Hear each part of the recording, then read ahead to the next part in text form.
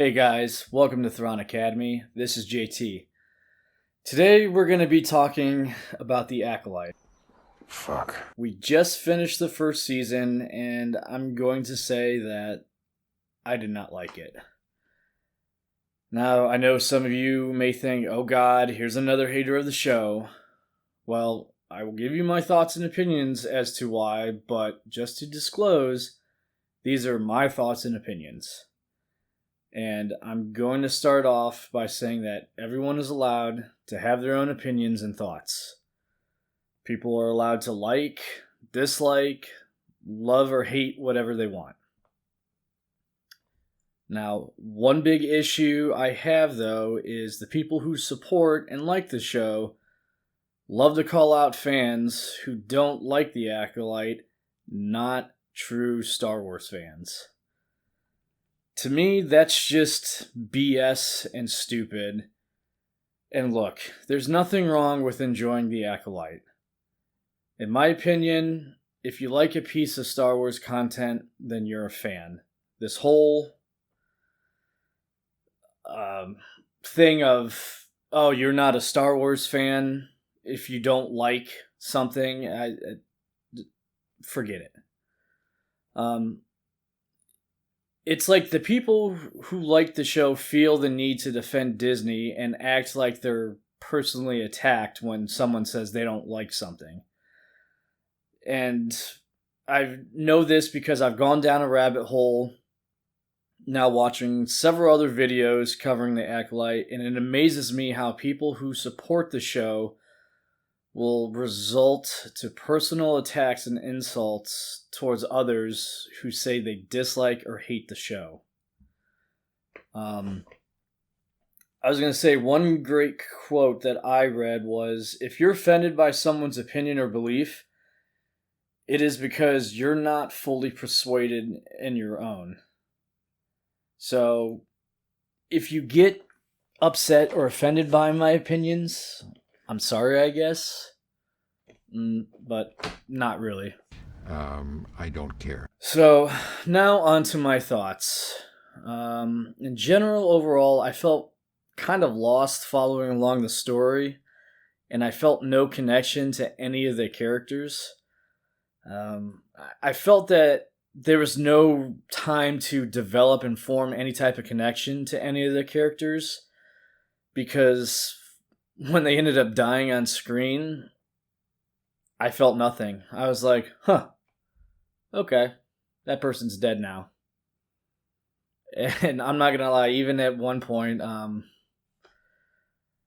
just when like Jecki or Yord were killed, I mean, I'm sorry, but I had to laugh because it was so unexpected, and I had, with no connection at all to either of those characters, I was just like, okay, wow.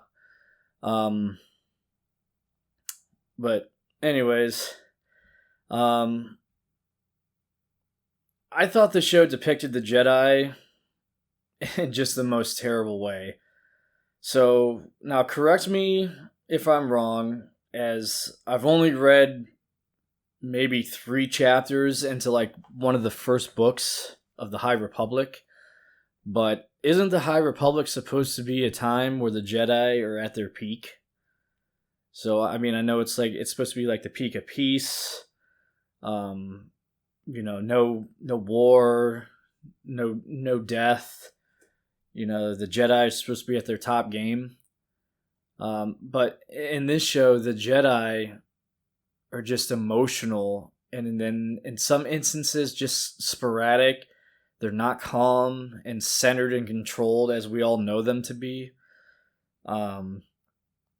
Just to give some examples, Torben in episode 7, all he wanted to do was go home. He complained about wanting to go back to Coruscant, and even said stuff like, oh, I wish I knew what we were doing here was important. And then Master and Dara had to explain why they were there. Kind of like, you mean to tell me you were on a planet for almost 2 months and the Padawan had no idea why they were there? that's besides the point, though. It's the fact that he acted erratically. So after they got the blood samples from May and OSHA and discovered that they were a single conscious split into two people, I mean, they had their proof right there to leave Brendok and go back to Coruscant. And what's even crazier is the Jedi Council even told them to just dip out. You know, you've already been there long enough. You've already intervened enough. Time to come back. But it's like, for whatever reason, Torben decides to jump on a speeder and race towards the witch's fortress to get OSHA and May, saying, thinking like, oh, we'll bring him back and that's our proof. And even in doing so, as he's rushing and just running to the speeder and getting ready to take off, Soul's chasing after, Soul's trying to stop him. And it's like, this is a Padawan, people. Okay, I don't know how old Torben is, but at this point it's just like, he obviously looks old enough, and has been trained long enough to have some type of discipline. And it's like, I'm sorry, but it's like when a master is telling you to stop, and you just, no, I'm good, and you just zip off into the woods to go track these two kids down. I mean, it's like, okay, so right there, it's like, obviously you haven't learned anything from your teachings. I know that might be a little bit of nitpicking, but it's just something I had to point out. So I was going to say, also, again, related, another issue I had with Torben is later on in the show, when they show him as a master, and, he's taking that vow of silence. He's not going to speak because he has just so much internal guilt of what happened at the witch's fortress that night. I just don't understand it. It's like when May goes to give him the poison, he looks at it, and it's like, well, bottoms up, down the hatch. And I thought a big part of being a Jedi is overcoming and facing your fears. And in Torben's case, he has a chance to confront his past and the fear of what happened that night at the witch's fortress. And he just goes, nope, I'm going to take the easy way out. What? So it's like, to me, that's not a Jedi, especially a Jedi Master too.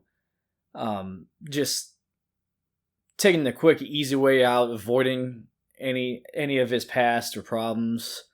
So, I mean, it is what it is. The other issue that I have is how Vernestra is trying to keep the reveal of a Sith and the killed Jedi all hush-hush from the Jedi High Council. I can understand from a storytelling perspective how when something goes south and we don't want to be embarrassed or have our judgment questioned or our credibility destroyed, I can understand, we'll go to great lengths to try and hide stuff. I get that.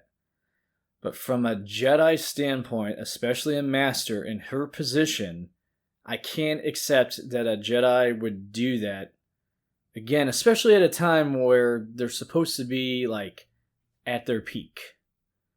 Now, I could be wrong, like I said. I've not had a chance to read deep into the High Republic books, and maybe the books show these flaws. I don't know. I'm not afraid to admit that I don't know everything, and I know there are others out there who have more lore knowledge than me. I'm just giving my take based off of what I know and how I feel about everything.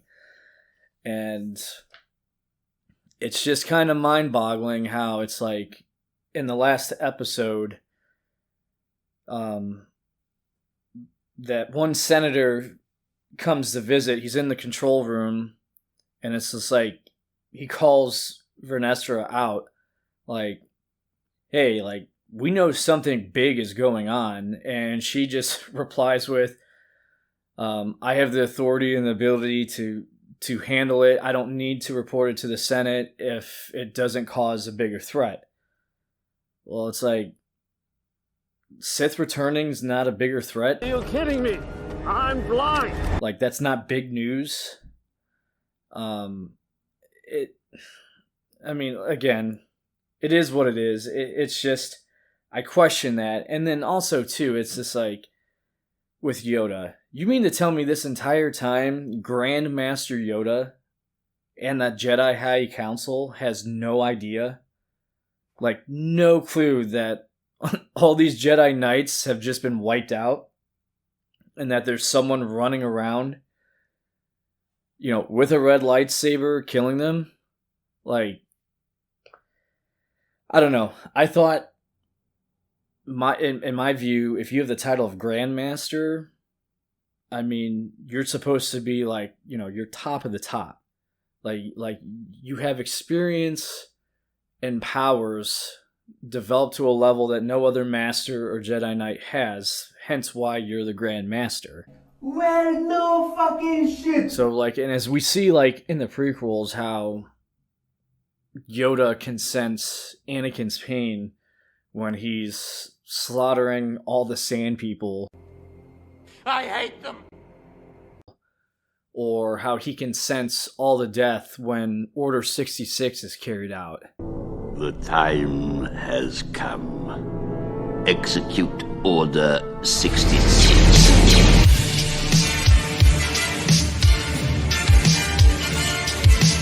So it's just like, he can do that, but he can't sense the death of all these Jedi Knights? Or even the fact that there's... I don't know, just... You can't sense the mixed emotions of Vernestra or anyone else there? I don't buy it. Unless they want to play it off as Yoda didn't have this ability, but somehow 87 years later or whatever down the road, by the time Phantom Menace rolls around, it's just he has these powers developed. He's more in tuned into sensing things from a great distance. I don't know. Again, it is what it is, but I just have issue with that. I also felt that characters' motivations were all over the place.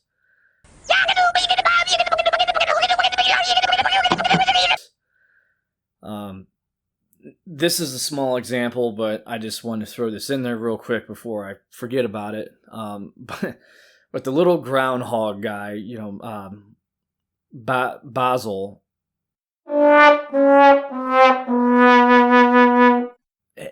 At one point when May switched places with Osha and is on the ship with Sol and Basil, whatever his name is, it just goes to show, that just goes to show how very little I care about these characters.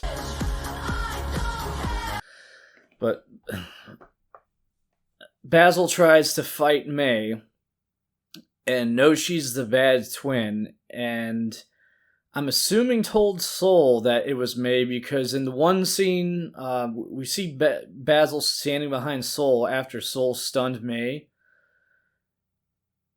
But then in the last episode, it's just, I don't know. I don't understand it. In the last episode, when Sol is chasing May through the asteroid field and he's going to lock on the ship that May's in, and I'm assuming to not kill her, to just disable the ship, we see Basil walk up to the cockpit, and then he looks at the wall, grabs a bundles of wires, and just rips them out of the wall, disabling the ship. And Sol just kind of just looks back and gives him a look, and I'm just like I don't understand that. How do we go from Basil trying to fight May, think she's bad, to, okay, I'm now going to disable the ship that I'm on and stop Soul from firing and locking onto her and firing again, which I'm assuming is to disable her ship. And it's just like, okay, granted, that's a small little, Basil, in my opinion, he's not an important character. And that's just a little example, but I'll go into a bigger example now. So another example is May's character, okay? So back when they were kids, her and Osha, we see like they're having fun, they're laughing, they love each other, they're doing their weird little hand thing. I'm one with you, you're one with me, or whatever it is. And then later on, when little Osha wants to become a Jedi and she's going to leave, May just loses it and says, I'm going to kill you. And then after all the events happen, May then trains for, 17 years, or I don't know, however many years she's trained with Chimere to kill the Jedi to avenge her sister. And then all of a sudden, after finding out that Osha's alive, she just changes like at the flip of a switch, like, oh, I'm going to turn myself into the Jedi. So after she's already murdered a few Jedi, she decides, I'm going to turn myself into the Jedi because my,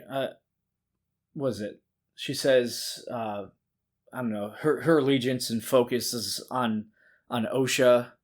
It's to her sister. So she's like, I'm going to turn myself in. You were wrong. Osha being alive changes everything.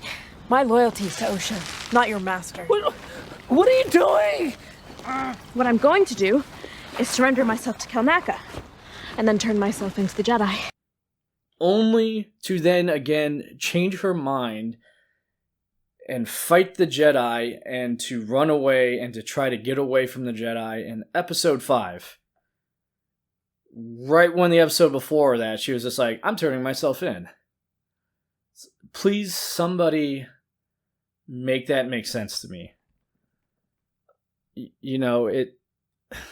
And then another thing too with May is for the majority of the show, May wants to kill the Jedi and has tried to kill Soul. And then again, at the flip of a switch, she changes her mind in the last episode and says, I want him to face trial with the Jedi and the Senate of the Republic for his crimes. Oh, come on! So, again, it's just like, I don't know, what are all these characters' motivations? Like, they flip-flop, and they switch back and forth so much, it's crazy. I just want to be able to understand the flip-flop. And it's like, I was trying to think about it, like, so we know May and Osha are one conscience split into two people. So it's like, does that have to do with anything? Like, I don't know. Like,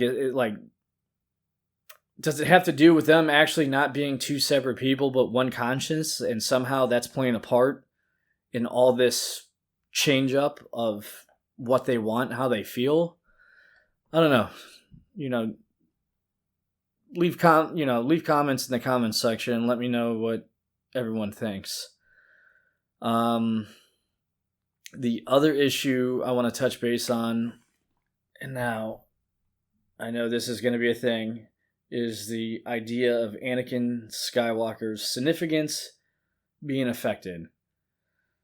Now, from watching other videos on the Acolyte, people were talking about it when in The Phantom Menace, Qui-Gon Jinn said, I've encountered a vergence in the Force.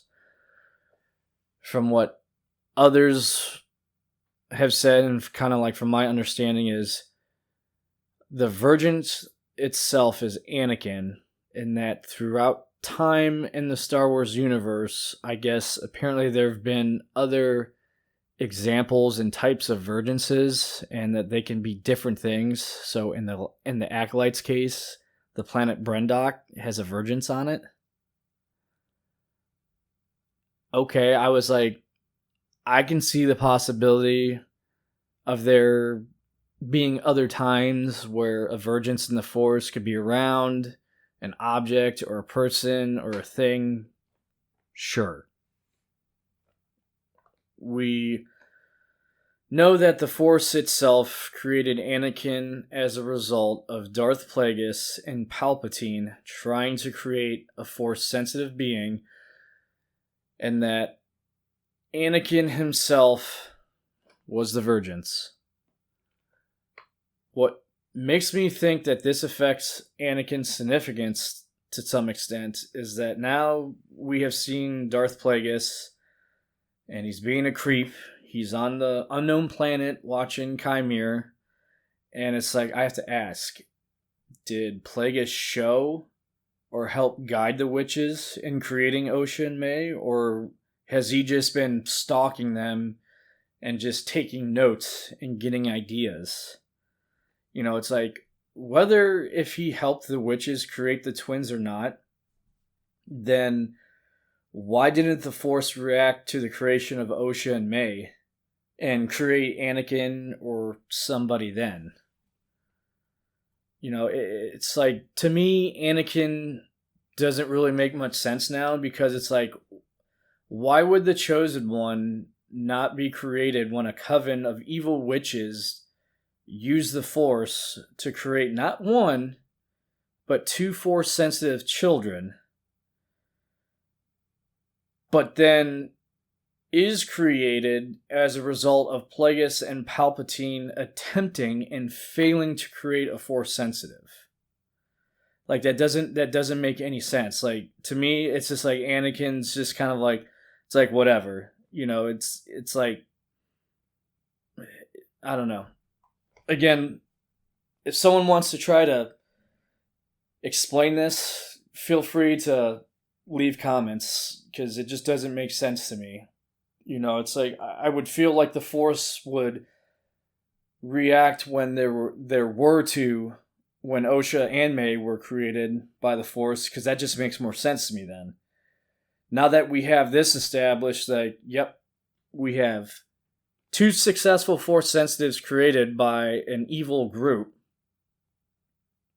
but no reaction from the Force. But two Sith trying and failing to make a Force sensitive, then the Force is just like, nope, here's Anakin. So I don't know. Again, someone, if you want, feel free to explain. The bottom line and how I look at it is, the Force created these twins. The Force created Anakin. The difference is the method. The witches use the power of the vergence on the planet. And again, I don't even know how they did it, because it was never actually explained or shown how they did it. You know, but I don't know. To me, it kind of takes away from Anakin's character, because the Force was used in both cases to create them. So it's like, what's the point then? You know, why would the Force itself go and create Anakin if it's been known and proven that people can just take the Force and then manipulate it and create their own Force sensitives? So, and again, that's just my thought. I know some people are going to probably want to take me to the chopping block over that thought, because I know there are people who say and who defend the fact that, oh, it has no effect on Anakin's story or the significance. And my opinion is yeah, it kind of does. You know, I don't think, I don't know, I can't gauge to the level of how much I feel like it affects Anakin's story, but I know it definitely does. It has some impact on the significance of Anakin. But yeah, God, there's so much more I want to go into, but for the sake of time, I just wanted to hit a few small points and details as to why I didn't like the Acolyte. Now, mind you, there are many more reasons and more details and comments I would have liked to touch base on in this video. But again, I wanted to be mindful of the time, and I don't want to have a long, drawn-out video. Because, let's be real, you know, I will watch YouTube videos that are 45 minutes to an hour long sometimes, but for me, a lot of the times, I'm just like, half hour or less. And the thing is I figured I would wait until the season was over to actually give my thoughts, but now I can see why other creators give breakdowns after each episode, because there's just way too much to cover, to go into, and to try to cover all that in one video, it's not going to happen. And like I said, I'll have to admit, I'm new to all of this. I'm still learning a lot.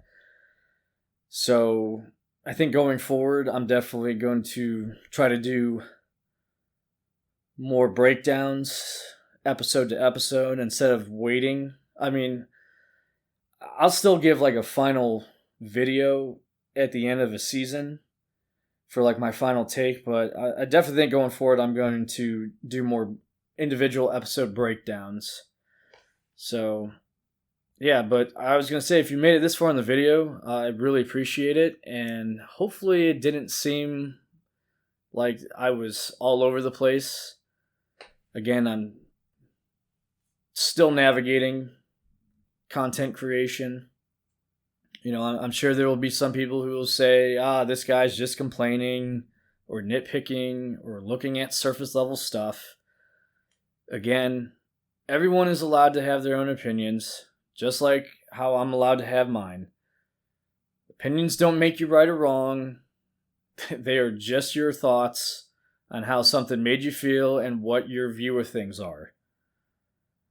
I don't know, maybe I'll make a second video covering more about this. I don't know yet. You know, leave it in the comments section. Should I make a part 2 as to why I don't like the Acolyte? You know, let me know in the comments. But thanks again for watching, everyone. Make sure to hit that like and subscribe button, and I'll catch you on the next video.